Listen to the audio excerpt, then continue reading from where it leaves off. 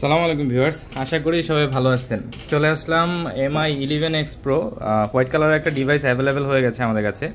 ডিভাইসটা totally brand new কন্ডিশনে আছে, কোনো ধরনের কোনো সিঙ্গেল ডেন্ট বা স্ক্র্যাচ কোনো কিছু নাই। ইভেন ডিভাইসটা ঠিক এতটাই ফ্রেশ কন্ডিশনে আছে, আপনারা যদি দেখেন যে কোম্পানির লাগানো যে পলি থাকে সেই পলিটা এখন পর্যন্ত উঠে নাই।